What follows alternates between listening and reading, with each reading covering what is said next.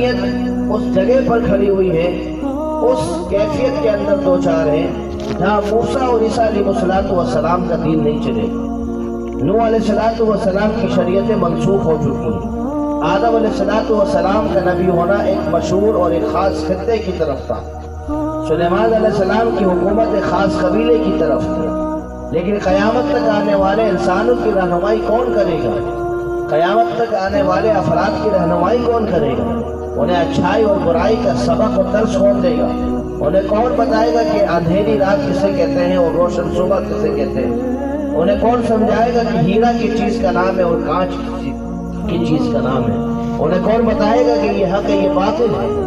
دنیا تو چلتی رہے گی، قیامت تک لوگ آتے رہیں گے۔ اللہ کے حبیب صلی اللہ علیہ وسلم کی امت تو قیامت تک کے لیے، اللہ کے حبیب صلی اللہ علیہ وسلم کو دنیا میں مبعوث فرمایا۔ اب آدم علیہ السلام کی شریعت ختم، موسیٰ اور عیسیٰ علیہ السلام کی شریعت ختم۔ اب دنیا کے اندر ہدایتیں آئیں گی، دنیا کے اندر رونقیں آئیں گی، بہاریں آئیں گی، وہ اللہ کے حبیب صلی اللہ علیہ وسلم کے صدقے سے آئیں گی، کس دور سے نہیں آئیں۔ اس لیے اللہ تبارک و تعالی نے اب اپنے محبوب کو دنیا میں بھیجنے کا ارادہ کیا، اور نبی جو ہوتا ہے اس کو اللہ تبارک و تعالی منتخب فرماتے ہیں۔ نبوت ایک ایسی چیز ہے جو محنت سے حاصل نہیں ہوتی، نبوت ایک ایسی چیز ہے جو اکتسابی نہیں ہے۔ نبوت یہ اللہ تبارک و تعالی کے انتخاب کرنے سے ہوتی ہے۔ اللہ کے حبیب صلی اللہ علیہ وسلم ارشاد فرماتے ہیں، میں نبی بنایا جا چکا تھا، میں نبی بنایا جا چکا تھا اس وقت جب آدم علیہ السلام مٹی اور پانی کے درمیان تھے، میں نبی بنایا جا چکا تھا۔ اس لیے ہم کہتے ہیں ہمارے نبی جو ہیں وہ اول بھی ہیں اور آخر بھی ہیں۔ ہمارے نبی کو نبوت، سارے انبیاء علیہ السلام کو نبوت ہمارے نبی صلی اللہ علیہ وسلم کے صدقے طفیل میں ملی ہے۔ کائنات کا ذرہ ذرہ، کائنات کی ہر چیز، کائنات کی رونق، کائنات کا رنگ، کائنات کی زیب و زینت، یہ ساری چیزیں اللہ کے حبیب صلی اللہ علیہ وسلم کے صدقے سے وجود میں آئی ہیں۔ اگر اللہ تبارک و تعالیٰ کا حضور کو پیدا کرنے کا ارادہ نہیں ہوتا تو دنیا کو کبھی وجود نہیں دیا جاتا۔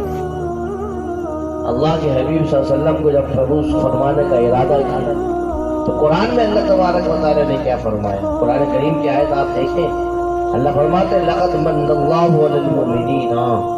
اللہ تبارک و تعالیٰ نے بڑا احسان کیا اس امت پر، مومنین پر، انسانیت پر۔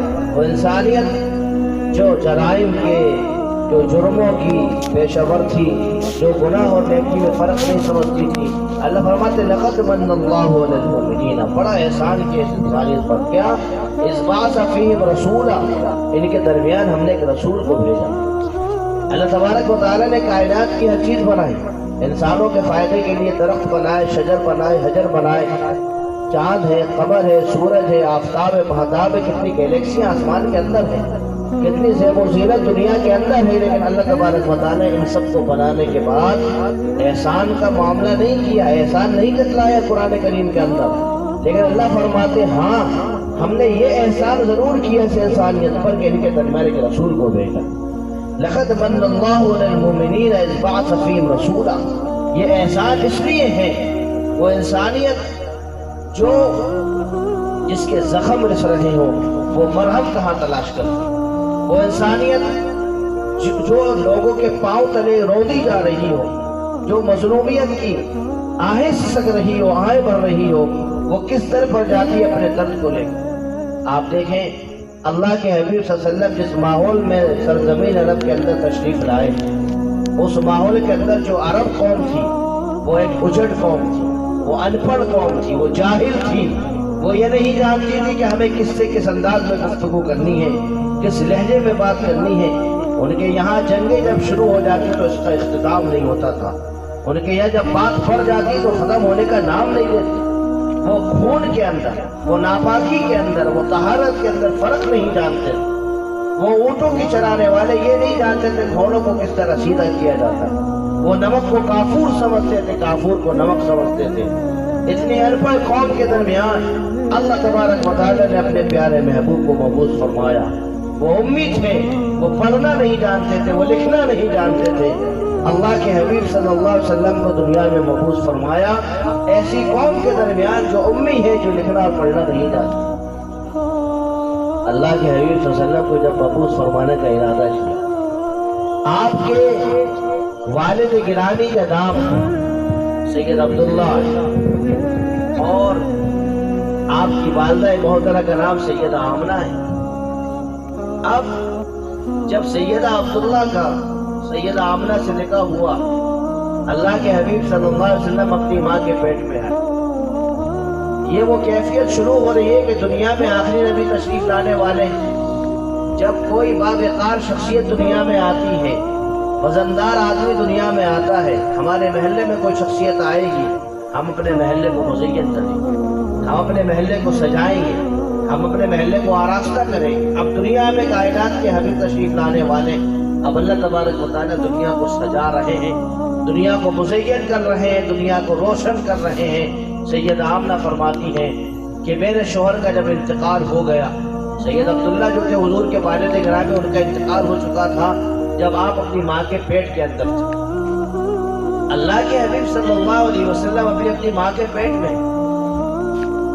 سید عبداللہ کے جو والد عبد المطلب، وہ اپنی بہو سے پوچھتے سید آمنہ سے، آمنہ تمہارے بدن سے یہ خوشبو جو آتی ہے، یہ خوشبو تو یہاں مکہ میں ملتی نہیں، اس خوشبو کا کوئی صابن اور یہ خوشبو یہاں تو پائی نہیں جاتی، کوئی لگاتا نہیں ہے، یہ ہوتی نہیں ہے یہاں، لیکن یہ خوشبو جو تمہارے بدن سے آ رہی ہے، یہ خوشبو تم کہاں سے لگاتی اور تمہیں لا کر دیتا ہے یہ خوشبو؟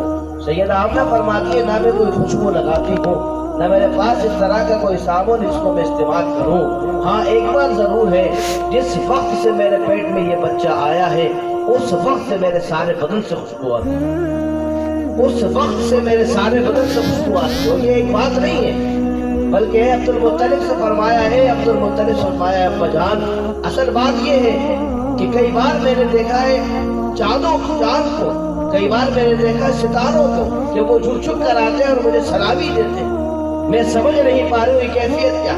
کئی بار میں نے اپنے کمرے کو روشن دیکھا ہے، منور دیکھا ہے، روشنی میں ڈوبا ہوا دیکھا، میں نے فرشتوں کو دیکھا ہے کہ وہ آتے ہیں اور مجھے سلام کر کر جاتے ہیں۔ مجھے یہ سمجھ میں نہیں آ رہا ہے کہ یہ اصل ماجرا کیا ہے، لیکن یہ کیفیت جب سے شروع ہوئی ہے، جب سے یہ بچہ میرے پیٹ کے اندر آیا ہے، اور یہ ایک بات نہیں ہے، کئی مرتبہ میں نے دیکھا لوگوں نے مجھ سے پوچھے خوشبو تم کہاں سے لاتی ہو بدل بدل کر، میں انہیں کیسے جواب دوں؟ ہر دن نئی خوشبو ہے، ہر دن نئے انداز ہیں، ہر دن نئی سلامیاں ہیں، ہر دن نئی روشنیاں ہیں۔ جب سے یہ بچہ میرے پیٹ میں آیا ہے ابا جان، ان خوشبوؤں کا، ان سلامیوں کا اور جانداروں کا میرے پاس چھپ کر آنا، یہ شروعات ہو چکی ہے، کیفیت بن چکی ہے۔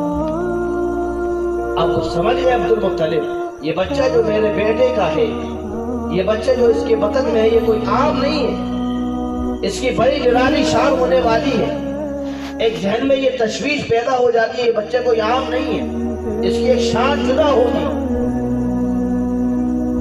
سیدہ آمنہ سلام اللہ علیہ فرماتی ہیں، آپ روایتوں کو دیکھیں، حدیث مبارک آپ دیکھیں، جو عام طور پر بچے پیدا ہوتے ہیں وہ نجاست میں لتڑے ہوئے ہوتے ہیں، اللہ کے حبیب صلی اللہ علیہ وسلم جب دنیا میں تشریف لائے بالکل پاک صاف، جیسے چمکتا ہوا ستارہ ہو، جیسے صاف و شفاف چاند ہو، جیسے ایسا روشن ستارہ ہو جس کو ہم اپنی بدی نظروں سے دیکھتے ہیں۔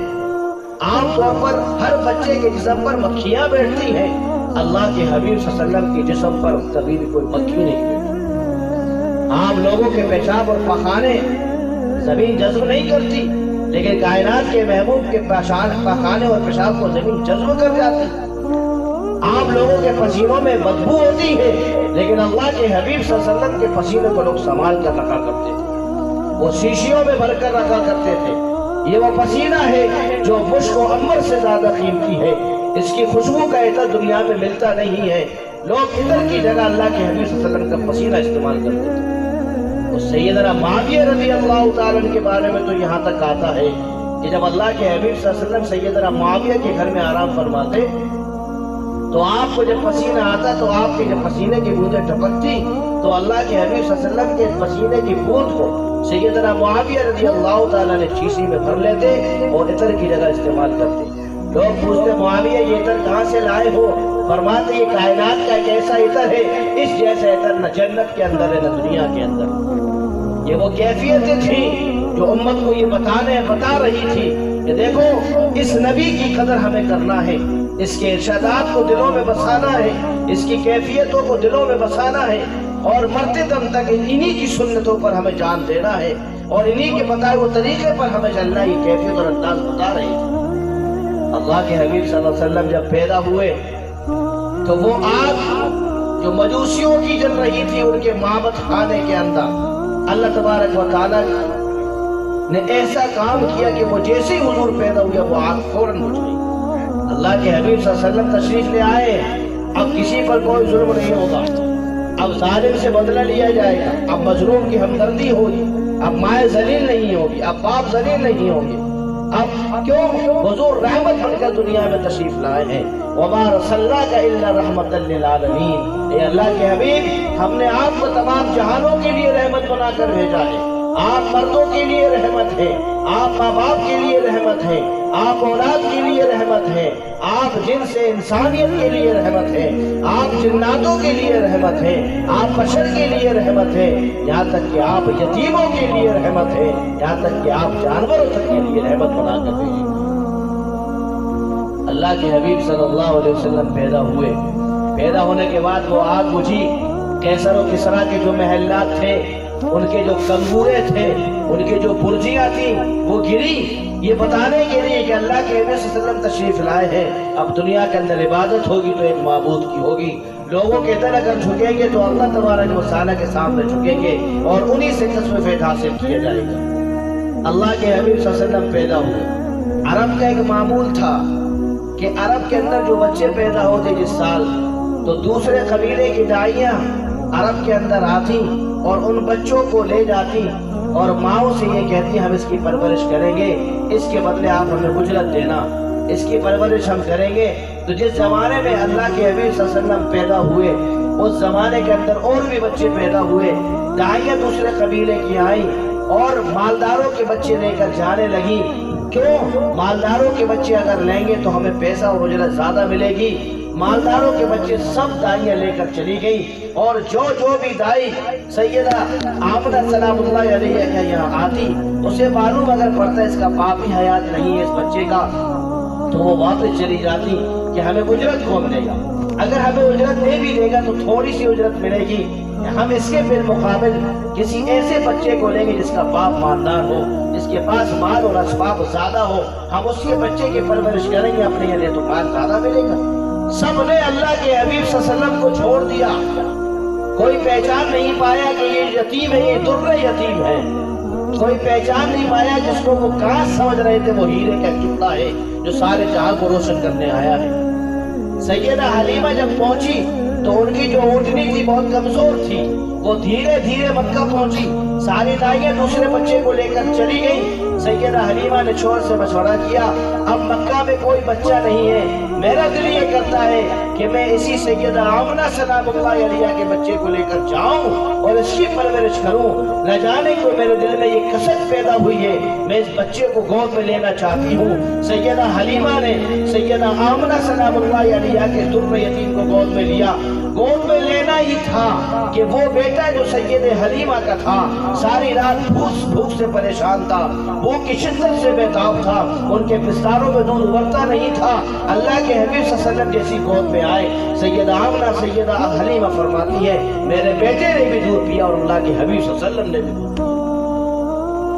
پھر اور جیسی اللہ کے حبیب صلی اللہ علیہ وسلم کو وہ اونٹنی پر رکھا، وہ اونٹنی جو مریض تھی، جو دبلی تھی، جو چلنے سے قاصر تھی اور عاجز تھی، جس نے اس بات سے اشارہ کر دیا تھا میں آگے نہیں جاؤں گی، دوبارہ سفر پر لوٹوں گی نہیں، اللہ کے حبیب صلی اللہ علیہ وسلم کو جیسی گود میں لیا آمنہ سیدہ حلیمہ نے اونٹنی پر بیٹھی، اونٹنی 3 بار جھکی۔ پہلی بار اونٹنی جھکی سجدہ کیا، پھر اونٹنی بیٹھی سجدہ کیا، پھر اونٹنی بیٹھی سجدہ کیا، اس بات کے شکرانے کے لیے کہ کائنات کی سب سے محبوب ہستی میری پشت پر ہے، اے ऊँटनियों میں تم پر فخر کرنے आ रही हूँ कि जिस पर कभी भी कायनात की कोई शख्सियत तुम्हारी पुश्तों पर बैठी नहीं है। आज मेरे अंदाज देखो, आज मेरा मिजाज देखो, आज मेरे नखरे इतने आला हो चुके हैं कि आज मेरे ऊपर कायनात की सबसे बाबरकत हस्ती बैठी है। इसके कदमों के नीचे सिदरतुल मुंतहा हो, जिसके गुस्से से जहन्नम उबल रहा हो, जो इशारा कर दे मुस्कुराने लगे जन्नत मचल जाए, और चांद को दो टुकड़े करे, चांद दो टुकड़े हो जाए इशारे से, जो हाँ कह दे तो चीजें अल्लाह ताला हलाल कर दे, जो ना कह दे तो अल्लाह तबारक व तआला चीजें हराम कर दे। कायनात की ये अजीब शख्सियत है ऊँटनियों, आज मेरे ऊपर तशरीफ फरमा। वो उस ऊँटनी पर सैयदा हलीमा सलामुल्लाह अलैहा बैठी, वो ऊँटनी 3 मरतबा सजदा करने के बाद जो चली है, तो वो ऊँटनियाँ जिस पर दूसरी दाई थी उनके पास वो जाकर मिली, उनसे आगे निकली। वो दाई कहने लगी कि ए हलीमा, मालूम चलता है कि तुमने ऊँटनी तब्दील कर दी है, ये ऊँटनी पर तुम आई थी, ये वो ऊँटनी नहीं है। सैयदा हलीमा कहती है ऊँटनी वही है, सवारी तब्दील हो चुकी है। ऊँटनी वही है, सवारी तब्दील हो चुकी है। सबसे पहले कबीले में मिलने वाली वो ऊँटनी थी जिस पर कायनात के महबूब तशरीफ फरमा। अब जिस जगह से अल्लाह के हबीब सल्लल्लाहु अलैहि वसल्लम का ये काफिला रवाना होता, उस जगह घास उगाती, सब्जा उगाता, हरियाली उगाती, और आज तक आप देखो वहां पर हरियाली है, कभी खिजा नहीं आई। जिस जगह से अल्लाह के हबीब सल्लल्लाहु अलैहि वसल्लम गुजरे हैं वहां पर बहारी बहारे खिजा नहीं है, वहां पर रौनकी रौनके वीरानियां नहीं है, वहां पर रोशनियां हैं, अंधेरे नहीं है, और कयामत तक ये सिलसिला चलता रहेगा। अल्लाह के हबीब सल्लल्लाहु अलैहि वसल्लम को लेकर दाई हलीमा अपने कबीले में पहुंची, अपने इलाके में पहुंची। अब क्या मामूल था अरब का कि ये देहाती जो जिंदगी होती है, माँ अपने बच्चों को इसलिए भेजती है ताकि उनकी जबान महफूज रहे, देहात में जाकर उनकी सेहत अच्छी बनी रहे, वो वहाँ पर जाकर अच्छे तवाना मजबूत तंदुरुस्त बने, शहरी जिंदगी से दूर रहे। जब वो अच्छी तरह हो जाए तो वापस वो दाइयाँ उनकी माओ को बच्चों को सुपुर्द करके चली जाती। अब दाई हलीमा की परवरिश में अल्लाह के हबीब सल्लल्लाहु अलैहि वसल्लम मौजूद थे। अल्लाह के हबीब सल्लल्लाहु अलैहि वसल्लम की एक रज़ाई बहन हज़रत शीमा, अल्लाह के हबीब सल्लल्लाहु अलैहि वसल्लम की जो दाई है, जो माँ है रज़ाई, जिन्होंने दूध पिलाया दाई हलीमा, इनकी जो बेटी है शीमा, ये बकरियों को लेकर चराने के लिए जाया करती। बकरियों का एक मामूल था अरब के अंदर, बकरियों का एक गुजर बसर था, चराने के लिए जाया करती, और साथ में अल्लाह के हबीब सल्लल्लाहु अलैहि वसल्लम को ले जाया करती थी। एक मरतबा दाई हलीमा ने कहा, बेटी मेरा दिल ये चाहता है कि ये बच्चा हमारे पास अमानत है, इसको कोई नुकसान ना हो जाए, मुझे डर और खदशा और खौफ है। मेरी राय ये है कि इस बच्चे को यहीं छोड़ दो, तुम अकेले जाओ, बकरियां चरा कर ले आओ। शीमा कहने लगी, अम्मा जान मैं हरगिज़ अकेले जाने वाली नहीं हूँ, इसलिए कि मुझे बकरियां बहुत तंग करती हैं, बहुत परेशान करती हैं, लेकिन जब मैं अपने भाई को लेकर और मोहम्मद सल्लल्लाहु अलैहि वसल्लम को लेकर जाती हूँ तो बकरियां अल्लाह के हबीब सल्लल्लाहु अलैहि वसल्लम का चेहरा तकती रहती है, मुझे परेशान नहीं करती। और जहाँ जहाँ अल्लाह के हबीब सल्लल्लाहु अलैहि वसल्लम जाते बकरियां वहीं पहुँच जाती हैं। ए अम्मा जान मेरी आपसे ये इल्तिजा है कि मोहम्मद सल्लल्लाहु अलैहि वसल्लम को मेरे साथ भेजो, अगर आप नहीं भेजेंगे मैं बड़ी परेशान हूँ, मैं बड़ी परेशान हूँ। अल्लाह के हबीब सल्लल्लाहु अलैहि वसल्लम बकरियां चराने जाने लगे, और वो बकरियां हुजूर के चेहरे को गौर से तकती रहती, चारा खाकर आती फिर हुजूर के पास आ जाती, चारा खाकर आती फिर अल्लाह के हबीब सल्लल्लाहु अलैहि वसल्लम के पास आ जाती और गौर से देखती रहती। आप सोचे अल्लाह के हबीब सल्लल्लाहु अलैहि वसल्लम जिस तरह इंसानों के लिए रहमत बनकर आए, जानवरों के लिए भी रहमत बनकर आए, वमा अर्सलनाका इल्ला रहमतन लिल आलमीन। अब एक बार क्या हुआ, अल्लाह के हबीब सल्लल्लाहु अलैहि वसल्लम की उम्र 4 साल की हुई। 4 साल की उम्र में आपका सीना मुबारक चीरा जिब्रील अलैहिस्सलाम ने, और इस सीने मुबारक को जमजम के पानी से धोया, चांदी की तश्तरी में रखा। ये बचपन की जो अंगड़ाइयाँ हैं, बचपन का जो शगफ है, बचपन का जो लहू लुआब है, वो ख़त्म कर दिया जाए। اور اللہ کے حبیب صلی اللہ علیہ وسلم کو چونکہ ابھی منصب نبوت پر فائز ہونا ہے، ایک بہت بڑی ذمہ داری دینے والے اللہ تبارک و تعالی، ایک بہت بڑی قوم کی اصلاح کا کام لینا ہے، اس لیے بہن چھپ کر دیکھ رہی تھی کہ دو فرشتوں نے حضور کریم صلی اللہ علیہ وسلم کو پکڑا، میرے بھائی کو، حضور کی عمر 4 سال ہے، اور سینہ مبارک چیر کر دل کو نکالا، یہ قلب مبارک کو نکال کر زمزم کے پانی سے دھویا اور وہیں پر سینہ مبارک فٹ کر دیا۔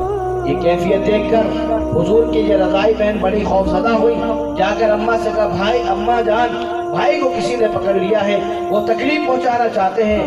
دائی حلیمہ دوڑ کر آئی اور محمد صلی اللہ علیہ وسلم کو گلے سے لگایا، کچھ نہیں تھا، اور اب انہیں یہ فکر ہوئی کہ یہ بچہ کہیں ضائع نہ ہو جائے، اس کو کوئی نقصان نہ پہنچ جائے، تو سیدھے اگلے دن سلام اللہ علیہ سید آمنہ کے پاس پہنچی اور کہنے لگی آمنہ اپنی امانت سنبھال، اپنی امانت